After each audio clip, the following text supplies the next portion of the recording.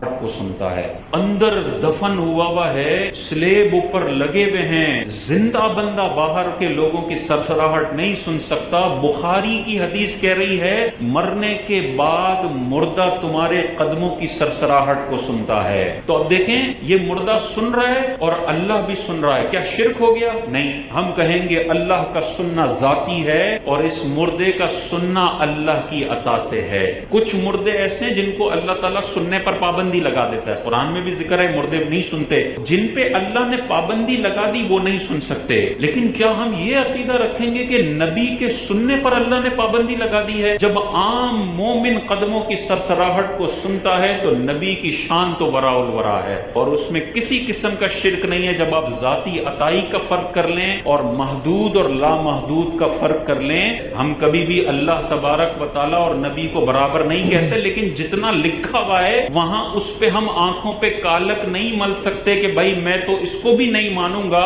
کیونکہ میں نے اللہ کی توحید کا کوئی الگ لیول رکھا ہوا ہے۔ وہ کیا لیول ہے کہ یہ ساری شانوں کو زیرو سے ملٹیپلائی کرو اور اللہ ہی ہے، بس اللہ ہی ہے، بھائی اللہ ہی ہے، لیکن اللہ نے اپنی عطا سے اپنی مخلوق کو طاقتیں دی ہیں۔ بخاری کی حدیث ہے بدر میں جب کافروں کو مارا، امیہ بن خلف کو مارا، ابو جہل کو مارا، ان کے لاشیں پڑے ہوئے تھے، حضور علیہ السلام نے ان مردوں سے خطاب کیا تو صحابی عرض گزار ہوئے یا رسول اللہ آپ ان کافر مردوں سے خطاب کر رہے ہیں، کیا یہ سنتے ہیں؟ تو حضور علیہ السلام نے کیا شاندار جملہ ارشاد فرمایا کہ تم ان کافروں سے زیادہ نہیں سنتے ہو، یعنی یا تو تم ان کافروں کے برابر سنتے ہو یا یہ کافر مردے تم سے زیادہ سنتے ہیں۔ کیا نبی صلی اللہ علیہ وسلم کے سننے پر اللہ تعالیٰ نے پابندی لگا دی ہے؟ ہم نے کب کہا بھائی؟ پھر کیا جب ایک عام مومن اپنی قبر میں سن سکتا ہے تو نبی کیوں نہیں سن سکتے؟ پھر کیا وہ عام مومن ہمیشہ اپنی قبر میں سنتے ہیں؟ انہی سارے سوالات کے انشاءاللہ آج کی اس ویڈیو میں ہم جواب دیں گے۔ اور سب سے آخری بات، سب سے اہم سوال جو میرا جناب سے ہے کہ آپ نے یہ جو اتنی لمبی چوڑی گفتگو کی ہے مردوں کو سننے سنانے کے تعلق سے یا انبیاء کے سننے کے تعلق سے، تو اس سے آپ کیا ثابت کرنا چاہتے ہو؟ جب چاہیں مدد کر سکتے ہیں، ہاں، تو انشاءاللہ اسی پر آج ہم گفتگو کریں گے۔ دیکھیے ہم یہ کہتے ہیں کہ جب اللہ تعالیٰ کسی کو سنانا چاہے وہ نبی ہو چاہے کوئی عام انسان ہو، اللہ کبھی بھی سنا سکتے ہیں، اور جب ہم سنانا چاہیں تو ہم اپنی مرضی سے سنا نہیں سکتے۔ قرآن میں اللہ نے کیا فرمایا سورۃ النمل کی آیت نمبر 80 میں کہ اِنَّكَ لَا تُسْمِعُ الْمَوْتَى وَلَا تُسْمِعُ الصُّمَّ الدُّعَاءَ، اے نبی ہے نا، بے شک آپ مردوں کو نہیں سنا سکتے۔ کوئی ایک بہرا ہوتا ہے، اس کے کان کے پاس اگر آپ چیخو گے چلاؤ گے، چاہے قریب ہو یا دور ہو، اسے آپ نہیں سنا سکتے۔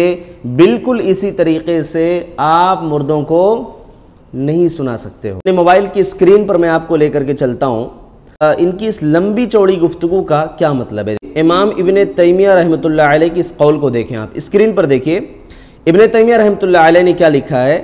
لکھتے ہیں کہ الانبیاء احیاء فی قبورہم، انبیاء اپنی قبروں میں زندہ ہیں۔ وقد یصلون کما رأى محمد موسیٰ، کہہ رہے ہیں کہ اور وہ نماز بھی پڑھتے ہیں جیسا کہ اللہ کے نبی صلی اللہ علیہ وسلم نے موسیٰ علیہ السلام کو نماز پڑھتے ہوئے دیکھا تھا اسراء و معراج کے موقع پر، ٹھیک ہے۔ اور آگے لا تجعلوا قبری عیدا، میری قبر کو عید نہ بناؤ، میلہ وہاں نہ لگاؤ۔ وصلوا علیہ، اور میرے اوپر درود پڑھا کرو، کیونکہ تم جہاں بھی درود پڑھتے ہو میرے پاس پہنچا دیا جاتا ہے۔ کیا دلیل ہے کہ اللہ کے نبی تک پہنچا دیا جاتا ہے؟ ثابت کیا ہوا کہ نبی براہ راست اسے نہیں سنتے ہیں اپنی قبر میں۔ ہاں، نبی اپنی قبر میں زندہ ہیں، انبیاء زندہ ہیں، لیکن ڈائریکٹ وہ ہماری بات نہیں سن رہے ہیں۔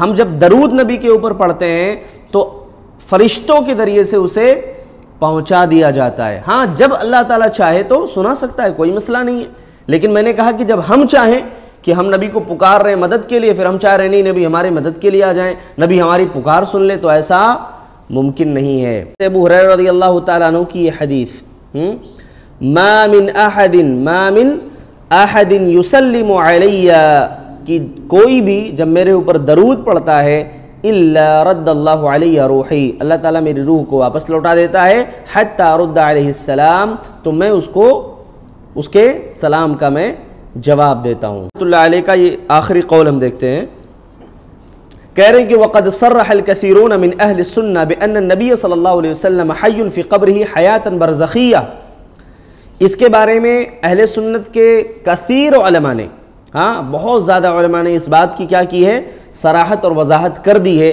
کہ نبی صلی اللہ علیہ وسلم اپنی قبر میں زندہ ہیں اور وہ آپ کی برزخی زندگی ہے۔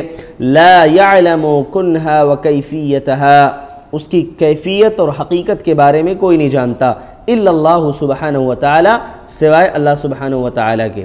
آگے لکھتے ہیں وَلَيْسَتْ مِن جِنْسِ حَيَاتِ أَهْلِ الدُّنْيَا، اور ان کی یہ زندگی جو ہے یہ دنیا کی زندگی کی طرح نہیں ہے جی، ہے نا، الاحساس بالنعیم، کہہ رہے بل ہی نوع آخر یحصل بها له صلی اللہ علیہ وسلم الاحساس بالنعیم، بلکہ وہ ایک دوسری نوعیت ہے کہ جس میں نبی صلی اللہ علیہ وسلم نعمتوں کا احساس کرتے ہیں۔ وَيَسْمَعُ بِهَا سلام المسلم، اور سلام عرض کرنے والے کے سلام کو سنتے ہیں، عندما يرد اللہ علیہ روحہ ذلك الوقت، کیونکہ اس وقت جو ہے خاص وقت میں اللہ تعالیٰ نبی کی روح کو واپس لوٹا دیتے ہیں۔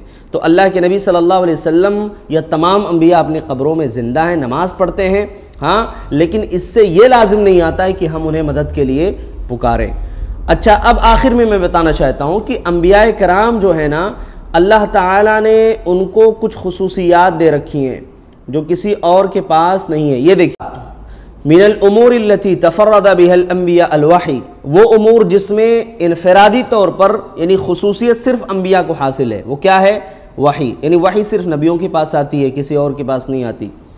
دوسرا مطلب کیا نکلا اس گفتگو سے کہ من الامور التي تفرد بها الانبیاء انه تنام اعینهم ولا تنام قلوبهم، انبیاء کی آنکھیں سوتی ہیں، ان کا دل جاگتا ہے۔ تیسری خصوصیت کیا ہے انبیاء کی؟ کہہ رہے ہیں دنیا اور آخرت کے درمیان ان کو اختیار دیا جاتا ہے۔ چوتھی چیز، جہاں ان کی وفات ہوتی ہے وہی ان کو دفن کیا جاتا ہے۔ مردوں کے سننے کے تعلق سے، انبیاء کے سننے کے تعلق سے اتنی ساری دلیلیں پیش کیوں کر رہے ہیں؟ یہ بتانا کیا چاہتے ہیں؟ میرا ایک ہی سوال ہے، اس سے آپ کیا ثابت کرنا چاہتے ہو؟ کیا اللہ کے سوا کسی اور کو پکارنا جائز ہے؟ میرے اسی سوال کا جواب دینا۔ چلیے انشاءاللہ آپ سے اگلی ویڈیو میں ملتے ہیں۔ السلام علیکم ورحمۃ اللہ وبرکاتہ۔